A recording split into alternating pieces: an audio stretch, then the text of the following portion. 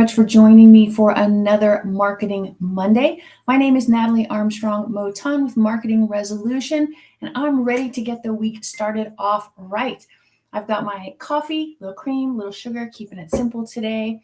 But I want to help you start your week off right, and maybe even your whole next planning season, by talking about why strong customer service is a natural partner to practice development. Why does customer service and practice development go hand in glove? It's something that comes up often. It might not be something that is top of your mind, though, when we're talking about business development, practice growth, all of these kinds of things. But customer service really is key. So let's talk about it for just a few minutes, you and I. In any practice, regardless of the size, any practice, customer service and marketing really go together. They are partners. They are the peas and carrots. They are Lionel Messi and football, or soccer for my American folks. They are coffee and cream, right? Practice development and customer service. The ultimate goal, of course, to practice development and customer service is to improve the client experience. A marketing strategy that you create for yourself or with somebody else really is a strategy that should be focused on customer retention, because customer retention is what will spark more repeat business. It creates happier clients. You get more word of mouth referral. You keep those clients. It's really, truly just easy mathematics. So there are three simple, very simple ways that you can achieve creating better customer service, right? Of course, I say the best for last. So one of the reasons that you want to have good customer service is, of course, to stay competitive. When you coordinate your marketing objectives with your customer service activities or processes, then clients are more reluctant to change neutrals if they consistently have a positive experience with you. Again, this is not a difficult concept, but we are not the courts. We're not the norm. We are the alternative. We are the other. We have to do better, not difficult most of the time, but we have to do better. We have to provide really good customer service to our clients. The more customer service our clients receive, the less likely they are to go check out your competition, which is good for you. Great customer service really does give you that competitive edge. It keeps your clients spending their money with you and referring other people to do the same. Another really important factor about customer service as it applies to marketing and practice development are the benefits of implementing a customer service plan into your marketing strategy, because it affects your bottom line. You're a smart business person, right? And keeping track of your budget, your time, your bottom line, these are important factors to having a profitable, successful, and ultimately happy practice. And so by reducing your costs and increasing your profits, everybody's happier. Your clients are happier with a better service. You're happier providing that service, and creating customer service processes, that SOP, right, will help create that kind of situation for you. So creating good customer service policies and procedures. How are you going to address people? What are you going to provide for them? What can you do better than the competition? All of these things help you develop a stronger practice and happier clients and happier you. And one of the key ways to do that is through fostering client communication and support. And I think the primary way that we as neutrals do that is through our convening. I really think that customer service via convening is absolutely key. I can't say that, I can't say it strong enough. I can't overstate it enough. I think that too often mediators believe that they're providing a fantastic support, a fantastic service, but are actually probably falling into several customer service pitfalls that really can have devastating effects on your practice. So I've seen clients who go from one provider to another simply because a good panel, a good provider has really upped their game in customer service, remembering that the mediator too is a client of the panel, right? So customer service, communication, really, really important. And your convening process is, I think, one of the very, very beginning pivotal moments when you can prove to a potential client or a repeat client that your customer service game is the best in town. I think that for a lot of us, we assume that we can do it all ourselves. Most of us are solopreneurs. We are it. The last pickle in the barrel, the only cookie in the jar, we're it. We do it all. And that can actually be a mistake.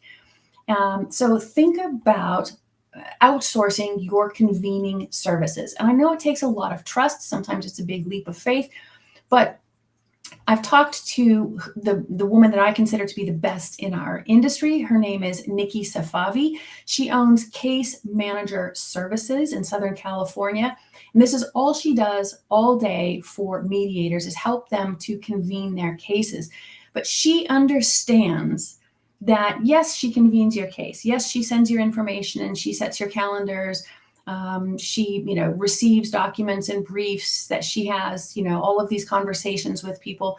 She understands that what she does primarily is provide really good customer service. So yes, it's a fantastic support service for your practice, but she focuses a lot of time and energy on the customer service aspect when she's dealing with your clients or your prospective clients. So I've talked to her and I've asked her,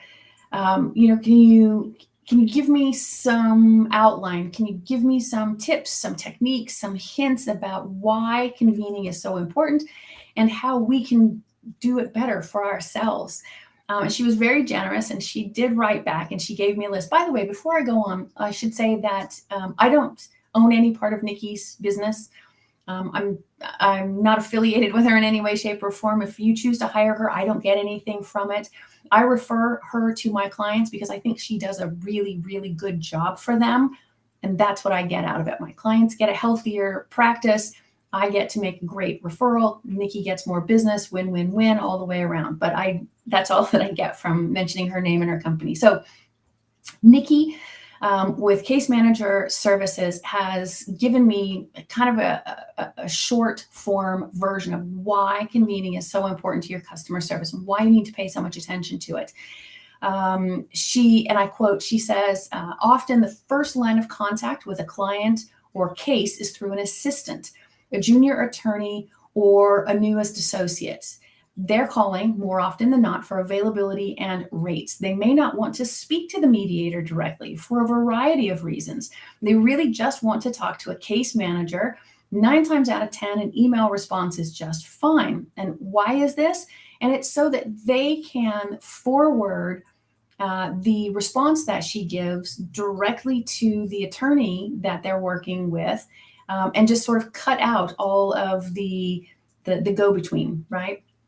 They really just want to copy and paste her communication into an email, a memo, a message, et cetera, and give it right to their attorney.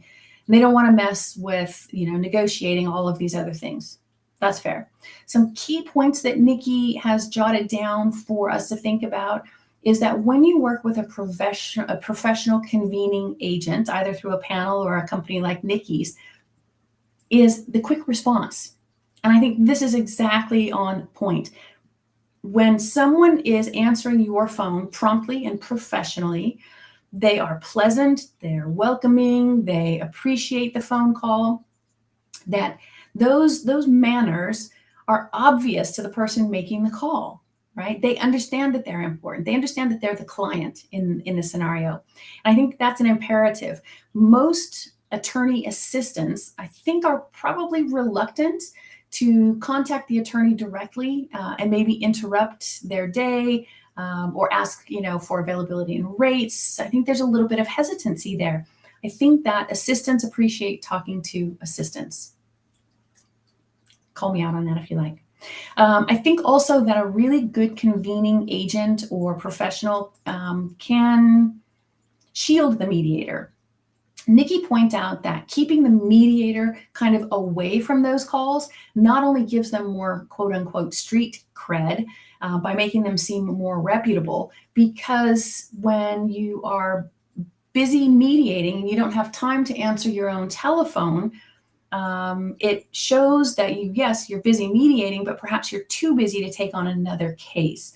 And if you're not mediating and you can't answer the phone, then the assumption is, well, why aren't you mediating?